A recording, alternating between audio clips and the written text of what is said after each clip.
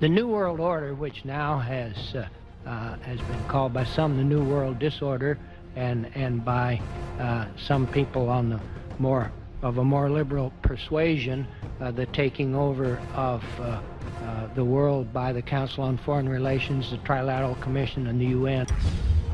But what are these organizations? Who founded them? And what are the stated goals of each? Among the charter members were W. Averill Harriman of Union Banking, then President of the United States Woodrow Wilson's main advisor, Colonel Edward Mendell House, John D. Rockefeller, the founder of Standard Oil, banking mogul J.P. Morgan, and prominent bankster Paul Warburg. Well, the Council on Foreign Relations exists today. It's probably the most powerful single organization in America. Many observers, including myself, believe that it is the hidden government of the United States.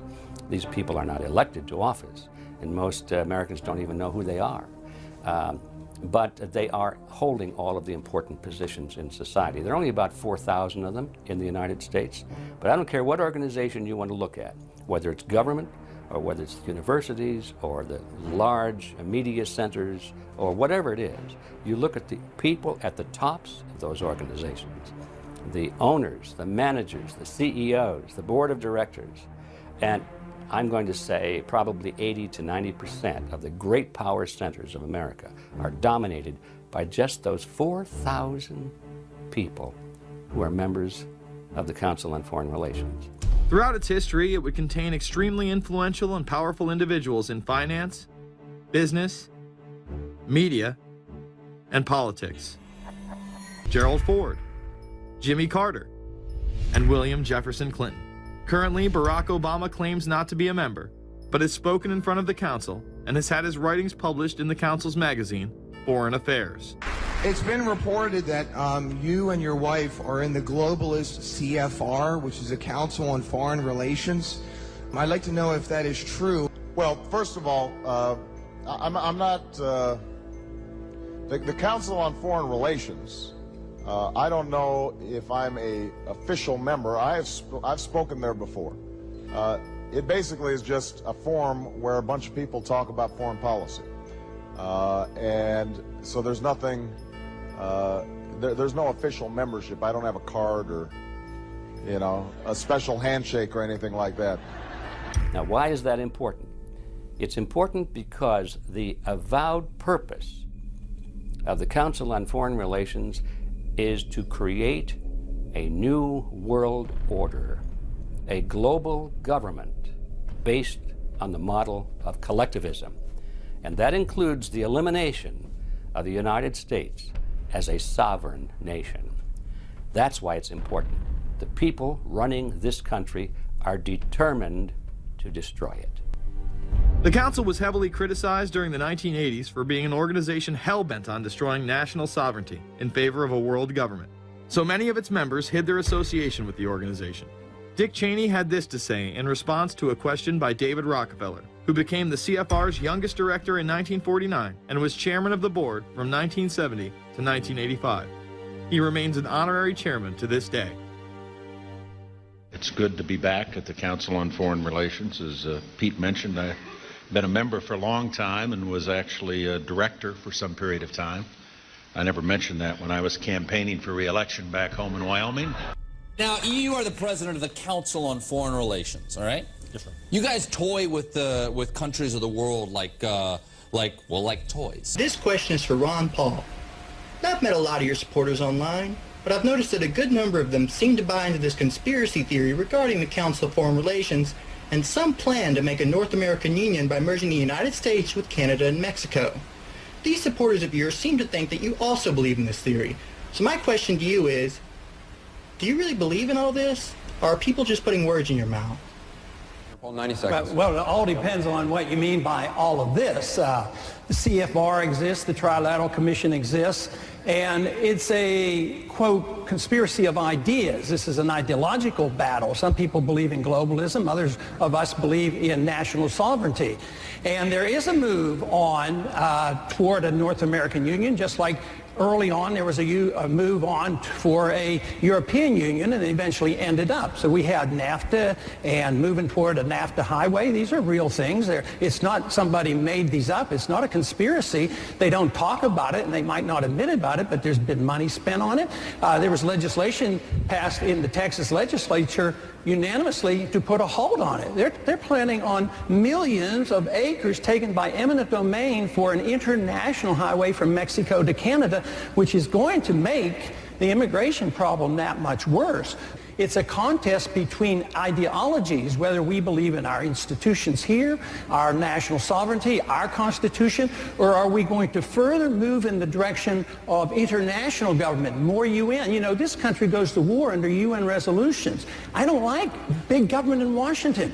So I don't like this trend toward international government. We have a WTO that wants to control our drug industry, our nutritional products. So I'm against all that, but it's not so much as a sinister conspiracy. It's just knowledge is out there. If we look for it, you'll realize that our national sovereignty is under threat. Council on Foreign Relations provides a window to the real story.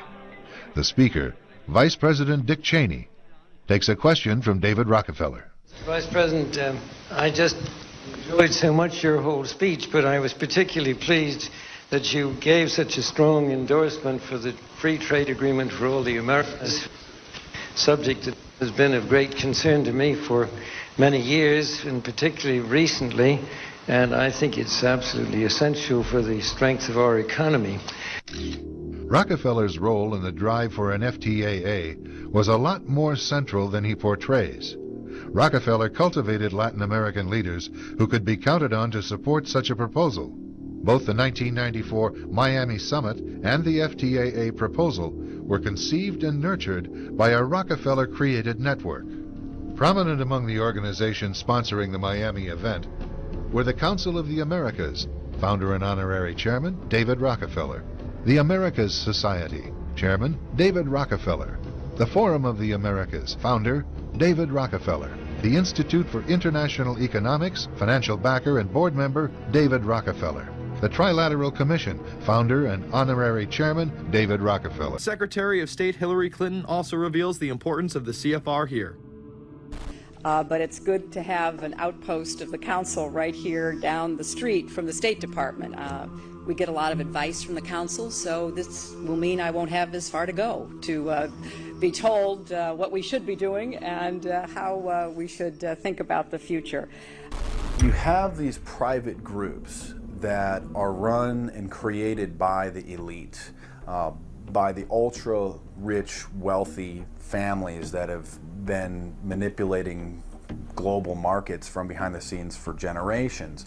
They create these private groups that then feed information to the government, to senators, to congressmen, their recommendations, their policy papers, what they think should happen. And it's fascinating because if you actually read what it is that they're doing, the recommendations that they make, they're very able to get them put in place. Who is they? He was in the office of the Trilateral Commission. Even more suspect is a private group called the Trilateral Commission. David Rockefeller and Henry Kissinger are among its some 300 influential members. All right, what is the Trilateral Commission? It's an organization founded in 1973 by David Rockefeller to bring together business and political leaders from the United States, Europe, Japan, so they could work together for better economic and political cooperation between their nations. And with that's what they'd like us to believe. But you see, what they're really up to is a scheme to plant their own loyal members in positions of power in this country, to work to erase national boundaries and create an international community, and in time bring about a one world government with David Rockefeller calling the shots. In addition to Rockefeller, there are many other noted American members. Among them, economist Alan Greenspan, former Defense Secretary Harold Brown, James Earl Carter. Heard of him? Look, Mr. Klein. Henry Kissinger. You heard of him? Walter Mondale. John Anderson. George Bush. George Bush was once a member but resigned last year before his unsuccessful presidential campaign. Back then, it wasn't politically wise to be aligned with what his party's right wing considered a shadow world government. The United Nations would take over America. The Trilateral Commission would control the world. Just look at its membership, they say. Current and former members include Presidents Clinton, Bush, and Carter. Names like Brzezinski, Christopher, Kissinger, and Schultz. And top executives of ITT, Xerox, Exxon, and Nations Bank. The Trilateral Commission was founded in 1973, bringing private sector leaders together to discuss global issues. The common term for this sort of interdependence is globalization. The group has 3 chairman positions, one for each region. The Trilateral Commission is a small group with around 390 members. The Commission is attempting to subvert democracy under the guise of improving life for humanity. First, the Commission was founded by David Rockefeller. During this time, he was also running the Council on Foreign Relations, another elite international organization. The first trilateral group included carefully screened private citizens. That's sort of how powerful they are. I mean, Paul Volcker was the Federal Reserve Chairman in this country for many years. And when he retired as Federal Reserve Chairman, he became the Chairman of the Trilateral Commission. Look at what's happened since then with, for example, NAFTA, WTO, all these international trade agreements, these international free trade umbrella groups. This is all an offshoot of the Trilateral Commission. Jimmy Carter was also involved with the Trilateral Commission, and when he became president, he picked several commission members to serve under his administration. This organization has also held the ear of other presidents. Although Ronald Reagan did not approve of the organization. The reason they call it trilateral is because they were trying to integrate U.S. policy with European policy with Japanese policy. Those 3 entities, well, North American, I should say, because Canadians were also part of that. So it's this globalist, internationalist attempt, to basically create this new world order, to basically create this situation where national governments would no longer have power. The Trilateral Commission is attempting to create a one-world government. Other groups, such as the Bilderbergers, have also been accused of pursuing similar goals. Several U.S. politicians, including Barry Goldwater, also believe the Trilateral Commission is an attempt to consolidate power and influence outside of the traditional political structure, ultimately with the goal of overpowering governments. According to journalist Cecil Adams, the chummy atmosphere alone can create a climate of opinion that is potentially harmful to American interests. This concern becomes even more important when we consider that many of the North American Commission members become public servants. No, don't tell me what I'm going to say. Tell me about the Bilderberg Group. You know nothing about the Bilderberg Group, which your Prime Minister and your major owner of your newspapers is a member of. Tony Blair, Bilderberg Group. Gordon Brown, Bilderberg Group. Leading players in the present British government. Now, of course, the opposition chancellor to Gordon Brown was Kenneth Clark. Bilderberg Group. Let's look at the head of the World Bank, James Wolfensohn, Bilderberg Group. Let's look at the first 2 heads of the World Trade Organization, Peter D. Sutherland of Ireland and Renato Ruggiero of Italy, Bilderberg Group. Wherever you look, this thing comes up and no one's ever friggin' heard of it. Meet the Bilderberg Group. This elite group meet annually around the globe. There is a core group of members who have attended every year for decades, such as David Rockefeller, Henry Kissinger, and Queen Beatrix of the Netherlands. These members invite others who are politically and socially relevant at the time. Each year, around 140 people are in attendance.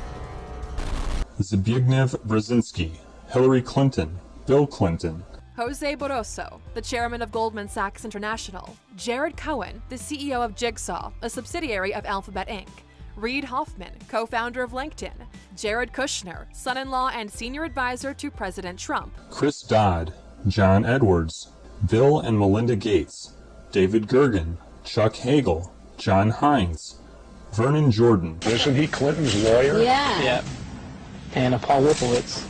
And that's really just the tip of the iceberg. There's a bunch of other big names that have been to meetings like this. Tom Daschle, Hank Paulson, Condoleezza Rice, Prince Charles. Dan Quayle, George Pataki, Colin Powell, Bill Richardson, and many more. Real quick, I asked you this question. You attended a meeting in Italy called the Bilderberg Group. I just want to know what you were doing out there, what that was all about. She lied to me. told me she didn't go. I figured you might tell me the truth. All I did was go. They had a Republican and a Democrat. I gave like a 20-minute talk on the presidential election. You didn't have anything to do with being John Kerry's running mate? Did you talk about that at all? No, because I wasn't his running mate. The list, while incomplete, represents the greatest amount of economic and political power ever concentrated in one single organization. America and European countries, and I'm afraid too many others, have the best democracies that money can buy. The powerful interests, the powerful business interests get whatever they want because they buy the politicians. Sometimes they become politicians and then they recycle back into business. There is an unholy alliance between business, big business, and big government. It's true in America, it's true in Europe, it's true in many other countries. It really is an unholy alliance. And you combine these forces, one hand feeds the other. And they harm so many people in what they do. That's the way the system works. It certainly is the way America works. Politicians, corrupt politicians in bed with corrupt CEOs, and they literally steal what they want. They benefit each other. They harm the world. The politicians wage wars so that these ugly people, the corporatists, can make money. David Rockefeller is the original U.S. founding member of the Bilderberg Group, a life member and member of the Bilderberg Steering Committee. What are we talking about here? The center of this conspiracy is this group of people called the Bilderberg, is more powerful than any nation on earth, destined to control the necessities of the planet. Where did the name come from? The Bilderberg Group, or Bilderberg Club, it's the name of the hotel in the Netherlands on the outskirts of Amsterdam, and that's where they met for the first time in 1954. Ever since the Bilderberg Group first met, the exact purpose of the talks has never been fully explained. The delegates meet in secret for 3 days of discussions, but nothing they talk about is ever revealed afterwards. People who attend Bilderberg are the most powerful leaders of every European and North American nation.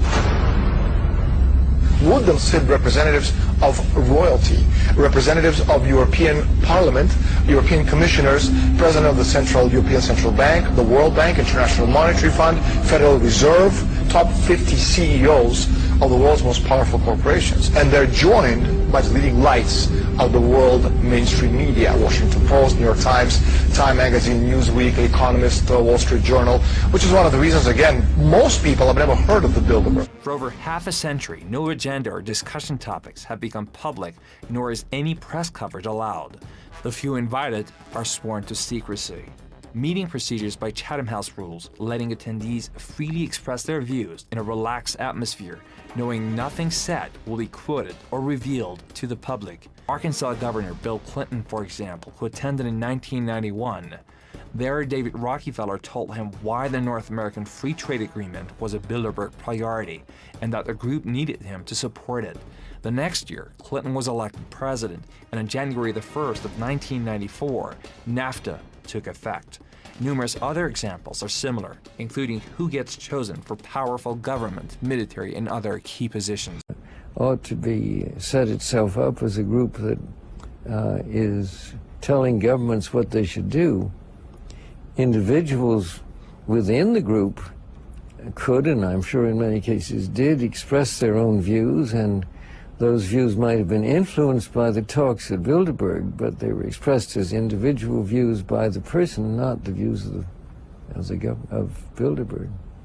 I think the important thing was to get private citizens coming from different walks of life in the private sector to meet with people from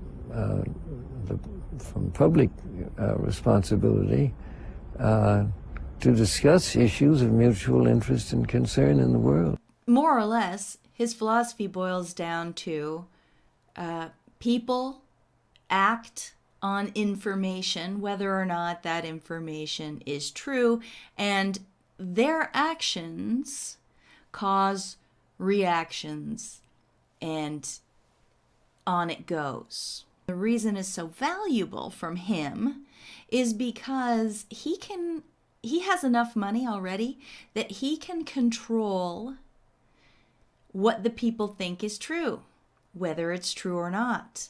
And then he can bet on those reactions that he says happen when people act on this information, right? There's been so many clues over the years to indicate that there is a real battle between good and evil going on. My question is, how do you get this many powerful people in the same room at the same time without there being some sort of hierarchy, some sort of leadership that's running these meetings? And they're all leaders of their own, for lack of better term, kingdoms. Yeah. Usually every 3 years they meet in the United States, and the rest of the time they meet in Europe. The hotels that they book, they're 5-star luxury hotels.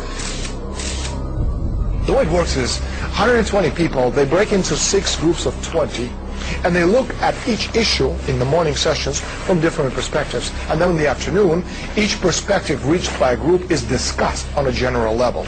And then a consensus is reached. 120 people control the world.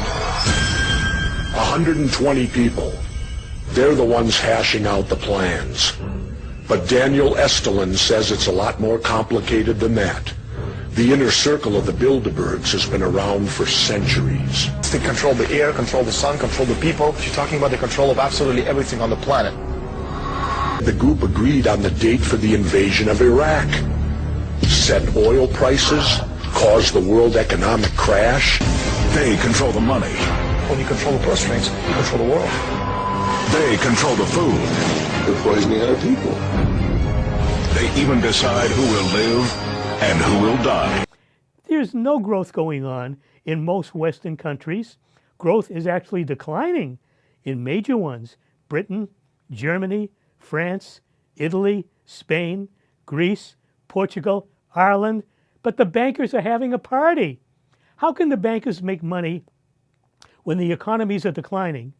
Because the central banks that they either own or control print all the money that they ask for. And what do they do with this money? They use it to make more of it. They speculate with it.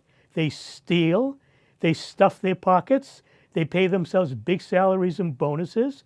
So they benefit just fine, thank you very much. Ordinary people are harmed. Poverty is out of control.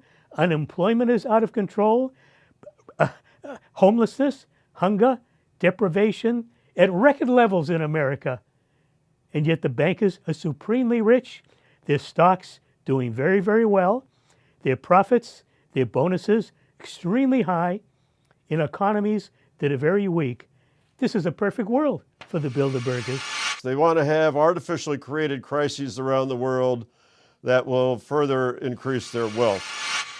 They also believe in manufactured crises and permanent wars, because wars are profitable. And the more that are fought, the wealthier they get. They want absolute control of education, to program the public mind, to train those chosen for various roles, and to train others to be compliant.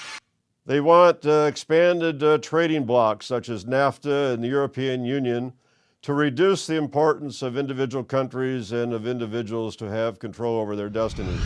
They want global trade policies, rules that they make that benefit them, and again, that harm everybody else.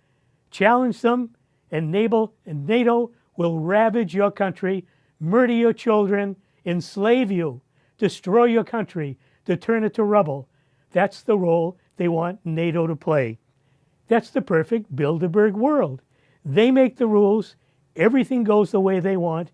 Anybody dissented, kill them. Some people choose not to believe. It's just too uncomfortable believing that 120 of the world's most powerful men can go behind locked and guarded doors and make decisions that affect all of us. Discussions that are going on in these private groups are really talks that should be going on in Senate committees and in the halls of Congress, but they're happening with these ultra-elite groups that are then pushing their propaganda into the political mainstream, and then it's becoming enacted, it's becoming put into law. Documents released by the group in 2001 reveal that in September of 1955, the group met in Germany and covertly outlined the idea of a European Union. And current Bilderberg chairman, Etienne Davignon, told the EU Observer in 2009 that the next Bilderberg meeting could improve understanding on future action in the same way it helped create the euro in the 1990s. This illustrates the patience, vision, and reach of this organization. It was able to promote and establish both the European Union and a European currency over the course of just under 40 years. If we cross that police tape, we'll be arrested. Any reporters that get anywhere near the conference are typically immediately arrested. I was petrified. I was on the phone to the British Embassy and I said, I'm being chased by the Bilderberg group. And you know what they did on the other end of the phone, the British Embassy? They went, and I said, I just heard a sharp intake of breath. And I said, well, you know, the Bilderberg group are much bigger than we are. We're just a little embassy. Later I managed to get a copy of the guest list, the names of the men who really did roll past us up the drive of the Caesar Park that day. There was Umberto Agnelli, chairman of Fiat. There was Paul Allaire, chairman of Xerox. There was Conrad Black, chairman of the Daily Telegraph. There was Kenneth Clark. There was Donald Graham, publisher of the Washington Post. There was Richard Holbrooke, ambassador to the United Nations. There was Henry Kissinger. There was Peter Mandelson. There was William McDonough, president of the Federal Reserve Bank of New York. There were CEOs of Nokia and SmithKline Beecham. There was David Rockefeller, chairman of the Chase Manhattan Bank. There was Robert Shapiro, CEO of Monsanto. And there was James Wolfenson, president of the World Bank. They're inside the scene of the crime now, planning their crimes. The Bilderbergers have been getting together for a large number of years. There's nothing in the public record. We got an email through from New York saying, you know, how can you allow these people to meet in your country? And I sent an email back to the guy and said, who are they? I've never heard of them. Who are Bilderberg? He sent me back some information and found that this was rather tip of an iceberg. I'm talking to one of the editors on the business desk, city desk. But the minute I mentioned Bilderbergs, it just changed the subject. Totally went back to him and said, did you hear what I said? I said, yes. I said, do you know about them? Yeah, I've heard about them. And just nothing else. The conversation does not happen. We won't even talk about it. We had fruitlessly scanned the newsstands for references to Bilderberg. There was nothing in the mainstream papers. Well, first off, you've had many newspaper editors who claim there is no Bilderberg group and that it does not meet. We're still waiting for the world to admit that they exist. So are you finding yourself thinking up conspiracy theories? I find myself out of my depth, actually. Yes, if 10% of these people came to this country in the normal way, it would be in all the newspapers. What is the agenda that we shouldn't know? These are powerful people. They have the ability to steer the way the world will go. And that's what you wanted to do, is keep it out of the public consciousness? We don't... I don't think it's true to say that we want to keep it out. We've never wanted to get it in. We don't encourage people to mention it in the mainstream press because we don't encourage, idle speculation about what we do. We forbid individual attendees to give press meetings. You just came back from meeting with the Bilderberg group. Like they're the modern-day Illuminati. Are you a member of the Bilderberg group? I don't think we're supposed to talk about this. So over there, the world's power elite are gathering. We all talk about a democracy that isn't there. People want to know what's going on, what are they talking about? A global tyranny that would have made George Orwell wince. The Bilderberg group meeting is like a massive mafia commission meeting. They're already running their different enterprises. They're now meeting once a year to make major decisions or to tweak or change their overall programs. David Rockefeller was involved, Henry Kissinger also, Jack Hines, who was the head of the Heinz Baked Beans Corporation. An appropriate venue is a comfortable, but not necessarily luxurious, hotel, which is remote and peaceful, but not too far from a major airport. And there aren't many of those. We invite people to come to the meeting and we organise the panels, and somebody orders the wine and food. So, are you like a headhunter? Because a lot of people who've been to Bilderberg have gone on to be president or prime minister. Tony Blair came the The year I first went, 93, that's right, and Bill Clinton a couple of years before he became president. We're looking for people who are thoughtful, either are or are going to be influential. Many have identified them as the kingmakers, the puppet masters that pull the strings behind the scenes. Perhaps there is no better example of this than what occurred during the 2008 conference. They even gave Barack Obama their blessing to run for president. And Obama and Hillary Clinton did attend the Bilderberg meeting in Virginia in 2008. Immediately after Obama had been selected as the Democratic presidential nominee, the pressure was on to choose a running mate. He then tricked the press corps into staying on the plane as it took off from Washington. He was whisked away to an undisclosed location. The press corps was waiting for him on the plane, and the pilot announced that they were leaving and Barack Obama was not on the plane.